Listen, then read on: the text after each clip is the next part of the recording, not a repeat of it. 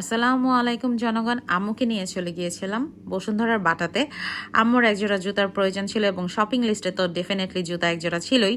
তো আমি এর আগের ব্লগে বলেছিলাম যে আমার অ্যাপেক্স পছন্দ, আমি অ্যাপেক্স ফ্রিক, বাট আম্মু আবার হচ্ছে বাটাতে কমফোর্টেবল বেশি। আর যেহেতু ডিজাইনগুলোও তাদের বয়সী, সো বাটাই বেটার। আর হচ্ছে আম্মুকেই নিয়ে যাওয়া হয়েছে তার ছেলের, স্ট্রিক্টলিভাবে বলা আছে যে আম্মু যেন চয়েস করে নিজের পছন্দ মতো তারপরেই জুতা কিনে, নিজের কমফোর্টেই কিনে।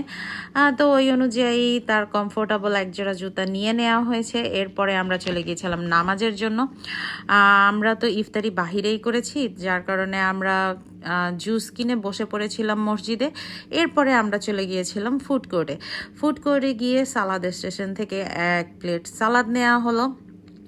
তারপরে যদিও এটা একটা লস প্রজেক্ট ছিল, তারপরেও হচ্ছে নেওয়া হয়েছে, আম্মুর খেতে ইচ্ছা করছিল। তারপরে হচ্ছে বালতি বিরিয়ানি নেওয়া হয়েছে দিল্লি দরবার থেকে। আপনারা যারা বসুন্ধরায় যান তারা জানেন পুরোটাই দিল্লি দরবার দিয়ে ভরা ফুড কোর্ট।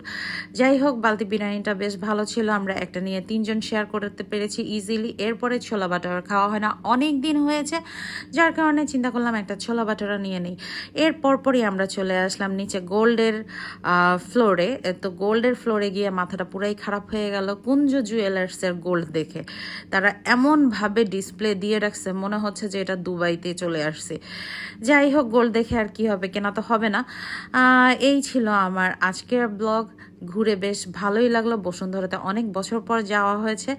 আপনাদের কেমন লেগেছে অবশ্যই জানাবেন। আজকের মতো বিদায়।